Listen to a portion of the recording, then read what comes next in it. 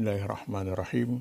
Assalamualaikum warahmatullahi wabarakatuh. Alhamdulillahi wa syukurulillah ala ni'amillah. Wassalatu wassalamu ala rasulillah wa ala alihi wa sahbihi wa mawala. La hawla wa la quwwata illa billah. Amma ba'd. Sahabat pendengar yang berbahagia, kesempatan ini saya akan sedikit mengulas tentang pertambahan usia atau bertambahnya usia. Setiap hari usia kita bertambah. Kalau dulu kita masih kecil, bahkan masih bayi yang hanya bisa menangis, kan bisa berjalan, dan lambat laun bisa berlari untuk kemudian terus berkembang menjadi sosok individu dewasa yang membedakan atau yang dapat membedakan antara baik dan buruk.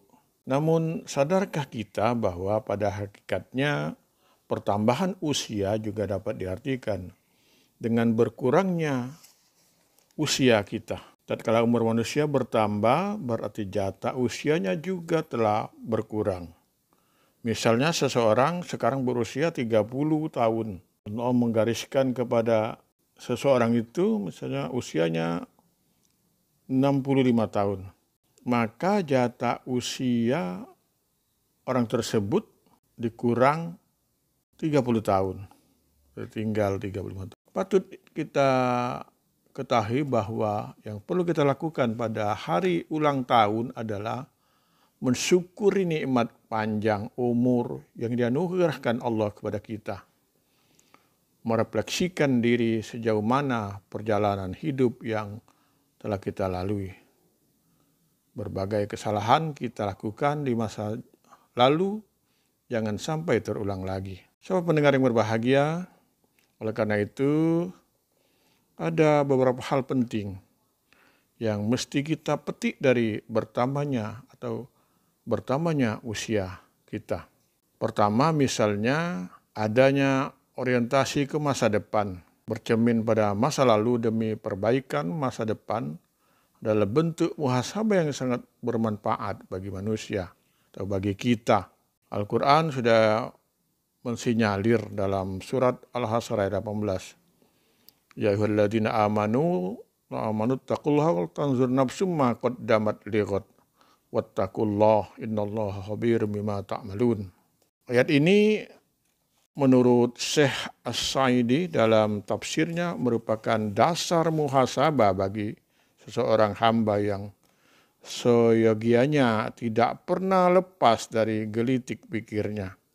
Bila ia pernah berbuat kesalahan, hendaklah ia menyesalinya, bertekad untuk tidak mengulanginya, dan menutupnya dengan taubat yang sebenar-benarnya. Yang kedua, yakin bahwa setiap perbuatan baik dan buruk kelak akan dimintai pertanggungjawaban. Keyakinan bahwa setiap kebaikan dan keburukan kelak akan dimintai pertanggungjawaban Allah SWT akan mendorong kita selalu mengisi kehidupan ini dengan amal kebaikan. Manfaat amal kebajikan yang kita kerjakan di dunia kelak di akhirat akan kembali kepada kita pun sebaliknya. Dalam surat Al-Isra ayat 7. Yang ketiga, menghargai waktu. Islam mengajarkan umatnya agar manusia atau senantiasa memanfaatkan waktu dengan 3 hal, yaitu meningkatkan iman, beramal soleh, dan mengingatkan dalam kebenaran dan kesabaran.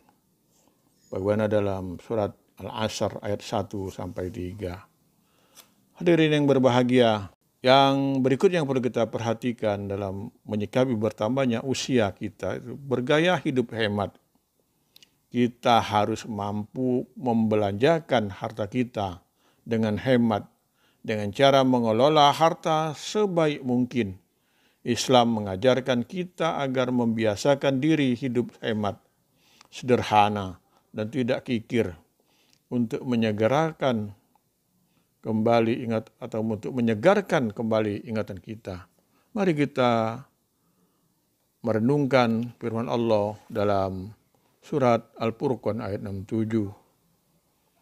Dan orang-orang yang apabila membelanjakan harta mereka tidak berlebihan dan tidak pula kikir, dan adalah perbelanjaan itu di tengah-tengah antara yang demikian itu. Sahabat pendengar yang berbahagia, ini saja yang dapat saya sampaikan pada kesempatan ini. Dengan memperhatikan empat yang saya sampaikan tadi, insya Allah kita akan selalu mengisi sisa-sisa usia kita dengan kebaikan atau dengan menyegerakan amal-amal soleh, tinggalkan segala keburukan, kemudian senantiasa menuju arah yang lebih baik dan lebih maju. Assalamualaikum warahmatullahi wabarakatuh. Wassalamualaikum warahmatullahi wabarakatuh.